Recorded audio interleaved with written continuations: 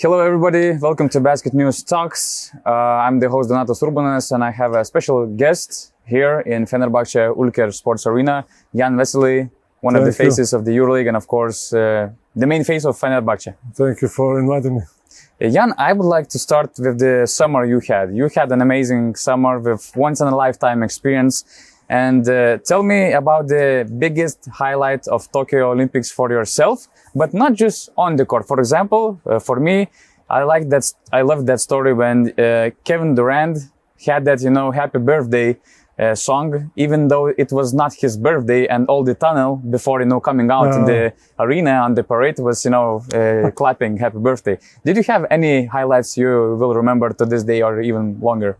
There is no particular moment that happened, but only for us to qualify for the Olympics and being there and play against the best teams in the world. So that was great experience. To meet other sports people in the world, the best athletes on the one place. That was you go to the lounge and you see the sprinters, all these people, tennis players, and then it's a great experience. You watch all the time. You watch Olympics at home in front of the TV, and now you are in the village.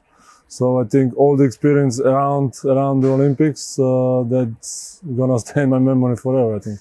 Usually players are tired of fans approaching them, asking for selfies, autographs, and stuff like that. But was there any athlete you actually wanted to be as a fan, to go to make a selfie or, just to say hi? Because as you said, so many great athletes was in one place. Actually, there is a tradition that every country has their own pins. So basically you go and exchange pins with the other sportsmen. So it's just this interactive stuff where you just say hey, what do you do, and it's so it's this atmosphere I liked a lot. So you talk somebody from Bahamas, the sprinters from Bahamas, so and just exchange pins, you talk with them for 30 seconds and it's just it's great. So I mean there were a lot of players and a lot of people that you would take pictures with. And I know how annoying it is sometimes. So honestly, I didn't want to go and bother somebody. So and then I saw on Instagram, Djokovic was going crazy. Everybody going with him and taking pictures. So I think only for that reason, I just maybe to leave them alone and just enjoy it and focus for the events that they are there. Let's make a short recognition for Czech basketball because for example, I remember that. I was in 2015 EuroBasket and probably there was also Luboš Barton still playing. I think Jiri Welch was also still playing. Yes. And I wasn't there actually in 2015. I wasn't there. Yeah, but I mean, I think that team already made the quarterfinals and it was... Oh, no, yes, 2017 I was there. Yes, you're right, I was there. Yeah, yes. So it was already kind of surprised and probably most people thought that it's not once in a lifetime surprise, but one of the surprises you won't see anywhere in the future. And now your team made the Olympics, had a great World Cup. And I was just thinking, what was that turnaround point? What was that turning point which kind of, boosted Czech national team basketball that now we watch them, in fighting for top 8s and fighting in the Olympics? I don't think that there was a turning point. I think that generational transition that we had, Barton and Welsh and other guys, Peter Benda and rest of these guys, finishing basically their national team careers, and also let's say before the end of their careers, and us being let's say top projects in European basketball. I think that with me and Satoransky and the rest of the group, everybody understood from the beginning that we are a national team, what's everybody's role. So what they can bring to the table, they don't expect, okay, now I score in the team, I'm scoring 25 points. Then he's coming to the national team and it's going to be the same. It's never the same. Again, It's not the same with me and Satoransky. You know, it's totally different roles that we have in our teams. So everybody found a role, and like I said, the transition between, you know, coming from the old guys to our generation, and we taking over our generation taking over. And again, we have some good young guys, and so that was it. But the main thing I would say that is the chemistry between all the players and all the guys, not players. Let's say as all the people together. This is, you know, really one of the best group of guys I ever played with or witnessed and been part of. It's always fun, you know. It's always everybody enjoy being together. Everybody enjoys spending summer together, and then it transitioned on the court. You know, we like to, you know, play together. We assist to each other. You know, we motivate each other every game. So I would say the atmosphere is the key to our success. Czech National Team is already doing great things, you know, qualifying to top 8s or fighting for Olympic quarterfinals. But what do you think, what is that next small step to make it, for example, through the Final Four to finally to fight the medal? What do you think, what is that missing piece you have to, you know, go through? I have no idea what we can do on that part. I mean, we really every game we play, every tournament we play, we're giving 100%, and sometimes teams underestimate us, which play in our cards, of course. And but during the period from, like you said, 2015, you know, when we were underdogs to everybody, and now we have to just, you know, prove that we deserve to be on that level where we are. So. I don't know. We just, you know, have to play the same way, you know, and try to fight maybe even more, and see what we can do. But to play for medals is difficult on every level. If it's Olympics, if it's a World Cup and EuroBasket, you know, EuroBasket is a great competition, so it's not easy. But like I said, you know, every time we step on the court, we give our best. We're talking before the Istanbul Cup finals, and yesterday it was a nice ceremony for Zeljko Obradovic, for all the appreciation for the coaching staff too. How it feels for you to watch Zeljko in different jersey? I mean, it's weird. Yeah, I spent 6 years with him, and it's weird, you know. And tonight, you know, we'll play against them, so it's gonna be, I think, even more weird. Also for the fans, you know, I don't know what they're gonna cheer for. Because yesterday they were cheering for Partizan. Okay, they cheer for Zeljko, but still, you know, it's gonna be fun to watch. But like I said, you know, it's weird. But again, that's life, and everybody has their own path. So I mean, it's impossible that somebody can be with the team 20 years. You know, it's not Greg Popovich, you know, that he's there really for that many years, and I think he needed a break and he rested, so I think this is a good challenge for him. As a former Partizan player, probably if there's another team for Zeljko, probably Partizan is the best team which you could think for, right? Of course. I mean, if it's in Serbia, then of course. I mean, there is no other option for him than Partizan. But honestly, I was almost surprised, you know, with this decision. I mean, I understand the challenge, but I was still surprised. So I'm looking forward, you know, to see how they will do in the season. What do you think about that project? I mean, I like the project. I like the idea. But you know, Zeljko was never coaching in Euro Cup, if I'm not wrong. And like I said, you know, I understand the challenge. Why he's part of this project and part of this idea. I presented you as the guest of this show, but actually I'm your guest at your home. Yeah, that's true. And I said, like, thank you for inviting me, and you came to our house. Yes. Tell me what Istanbul means to you. Now it's basically my second home. I mean, I was always saying, you know, Serbia is my second home. It still is, but me being in my 8th year already here, it's you know, I was looking forward, you know, when I finished the Olympics and when I finished, you know, visiting all my family and all my grandmothers with my son and stuff. So I was happy, you know, to come here and to come to the routine. You know, you know that you wake up in the morning, you take your son to school, to kindergarten, then you go to practice, and then you know that it's you have the routine. So, and like this in the summer, everything is, you are going there, you are visiting Serbia, you was in Czech Republic, you're going for a vacation a little bit, but here, it's just set, so you have your own thing. So basically, yeah, it's my home now. If I remember well, you joined Fenerbahce in 2014, and if I'm not mistaken, only you and Meli Mamutoglu still Yes. to this day play for Fenerbahce. What do you remember the most about that beginning? Before this whole culture of Fenerbahce was being built by Zeljko, by Mauricio Gherardini. Honestly, when I was coming, I didn't even know, what Fenerbahce means. I mean, I knew that they are, playing EuroLeague and they have a history. But basically, when you come and you are part of Fenerbahce, not only basketball as a club, and what kind of history they have and what kind of a fan base they have, I mean, I was surprised, So and.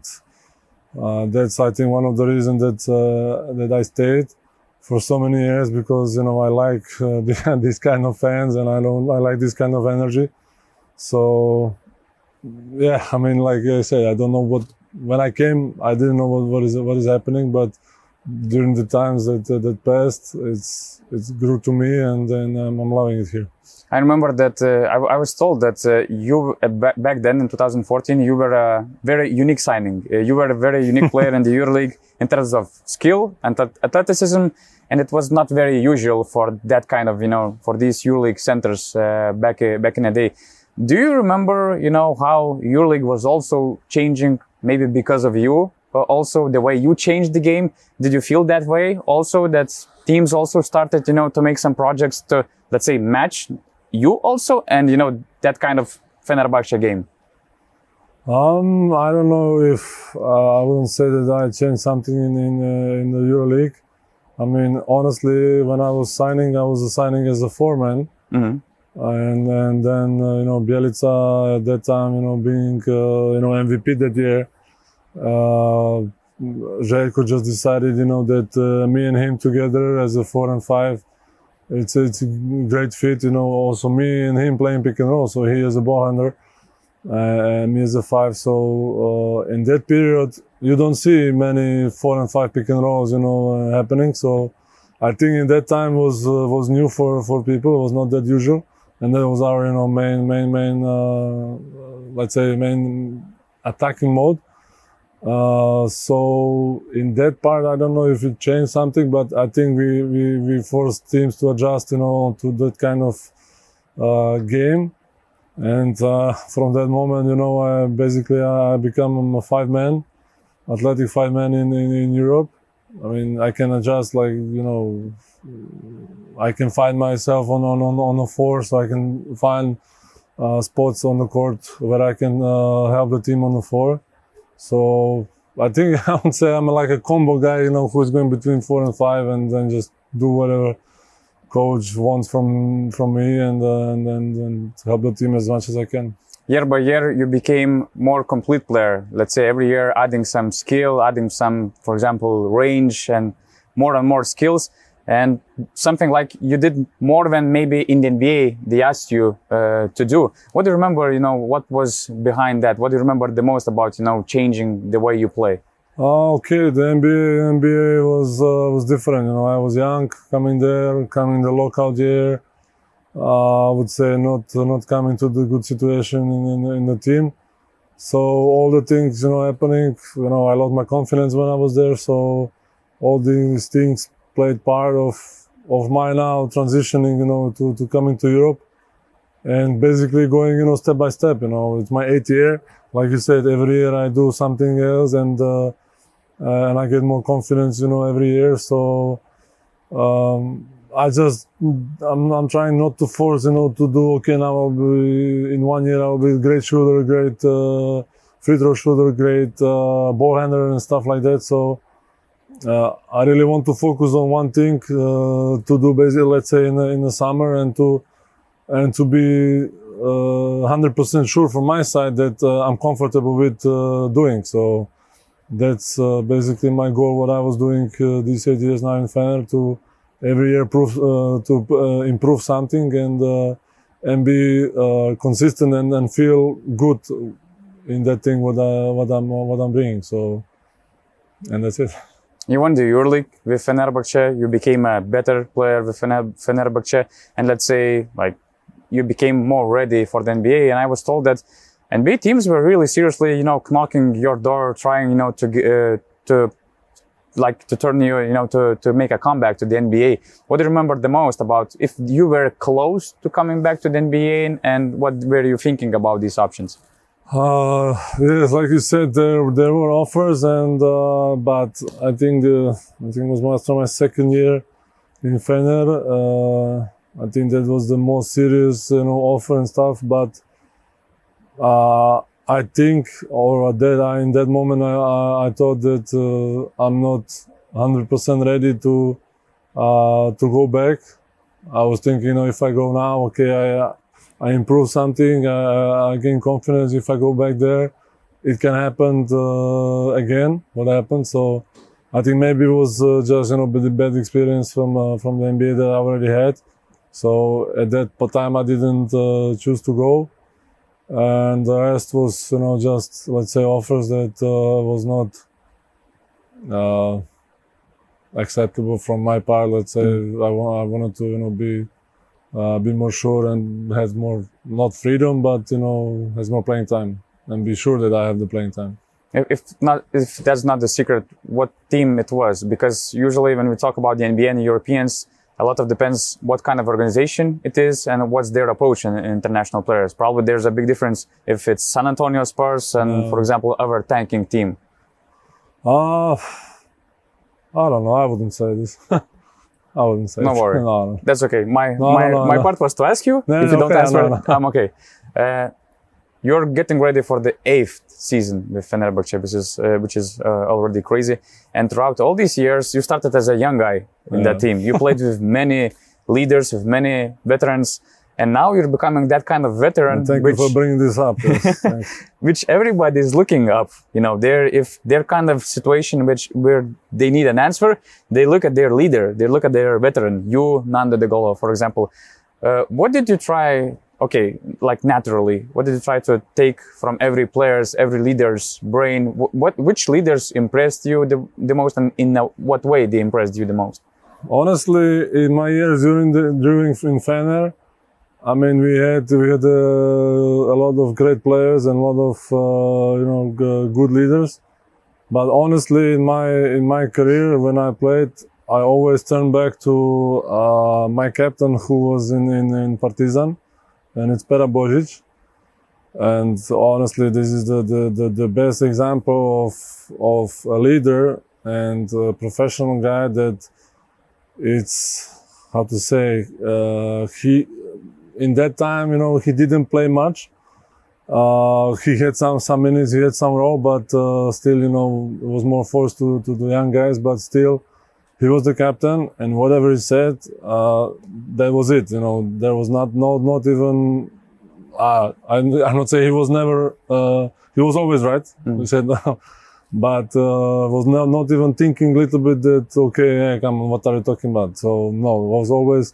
So in my now being, let's say, the second oldest on the team, I'm trying to, in back of my head, I'm trying to implement this behavior and this, trying to, even how he talked to the players on the court and stuff. So this stayed in my head basically how many years? It's 13. Now it's 14 years that I came to Partizan. So 14 years I know that guy, and then it stayed with me. And this is for really the best captain and best, let's say, leader. Like off the court, on the court, and still wasn't the best player on the team. So for me, that's the best. Can you describe Božić in details, like with some experiences you had in a way, how he talks with players, how he motivates his team? Even like I said, he didn't have much playing time, and he didn't have the role that he's the best player. He's the leader of the team on let's say points and playing time. But every time he stepped on the court, even, you know, he had his knee problems, you know, he made surgeries on his knees, but he came. He's a fighter. He's a fighter. He came, he was always best on practice. He gave 100% in practice. Even if you talk something on the court and it's not good for the team, he comes to you and straight up he tells you, hey, you know, shut up. It's not the place to talk. And these kind of things, those little things, you know, there is a lot of, like you say, you know this in Lithuania is you have great players that are the same. I believe, and Jan Kunas is one of the players like that too. That he's, you know, respected in the team. So basically, you know, whatever he said, that was it. You know, and it was not like, hey, okay, now he putting shoulders. Hey, come on, you are young guy or nothing. No. He always said it in a respected way, but he said it, you know, that it meant, you know. So that's in my head. It's really respect. And how do you feel right now, being that kind of leader or an example which you have to be? I'm still learning, honestly, but on the court, I'm trying to, you know, help my teammates. You know, every year, you know, we have some new players coming in. Sometimes we have a lot of players coming in, but still the culture. And I'm trying to explain, you know, what is the culture of Fenerbahce. You know, which kind of games mean for Fener the most. You know, and where basically you cannot lose. You have to give 200%. Okay, if you lose, then they will understand. Okay, you gave everything, and that they can understand the fans. But those kind of stuff, you know, what coach wants. Okay, coach try to go through me and talk to the players in a way. Okay, take your time on low post. What I do with Dušan, and he comes to me. Okay, he listens to me and he understands that I'm not telling him, hey, come on, you are crazy. And this, I'm telling him, you know, to help me on the end of the day, and to help him first. And so I have a feeling that, you know, whatever I say, and the players, the old players, then they respect me and they listen what I say. The last year, it was the situation. There was a situation where probably you had, you know, to show that leadership. It was a tough moment for the team, a big losing streak, but you managed, you know, to switch it. You managed to come back, to go for the playoffs. You were, if not all these injuries, COVID situations and stuff, you were a great matchup for CSKA Moscow. Do you remember what kind of, you know, initiative you showed inside the locker room? If you felt that you had to say or to have to do something, what were your actions, let's say? I don't talk so. I don't like to talk so much. You know that I come to locker room and now I have a 15-minute speech. I mean, for me, it's, I don't like it, and I don't like to point. You know, say, okay, you make this bad. You didn't set the screen like this and this. I mean, I don't know. I try to go for myself and show them on the court that if I do that, okay, then you can do example. It too. Show by example, exactly. And the turning point, I mean, we signed Guduric last year, and with him, you know, being, let's say, more baller, like understanding, you know, situation, how we played already here. And I think that was the one piece that we were missing, you know, to understand, you know, I don't need to tell you, hey, come on, I go on backdoor. I can look at you and you go for backdoor. So it's that kind of player, you know, helped us, and with just understanding each other on the court without saying anything, basically. So, that's it.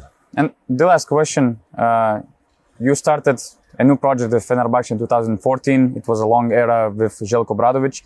Now you're also the big part of new generation, new project of Fenerbahce, of the rebuilding. How that rebuilding, how that post-Zeljko era is going for you guys? I mean, it's not easy, you know, when you have 6 years coach as Obradovic, to bring, you know, whoever after him, you know, people would think, you know, fans and everybody would think, you know, you cannot change him basically, but you can, you know, and then you have to, you know, he left, so you have to give your best as a coach, as the players, you know, we have to help the coach, you know, to get used to the atmosphere here and what the club wants.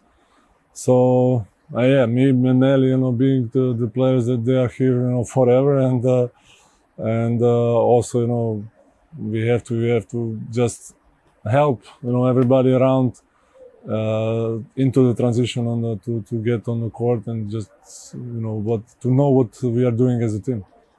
I'm not sure where are all your retired jerseys in this. They put them down because the season didn't start yet. Okay, but probably this is also one of your goals, right? This is the moment which you... Honestly, it's not my goal, but I mean, that would be, crazy accomplishment, in your career to have your jersey retired.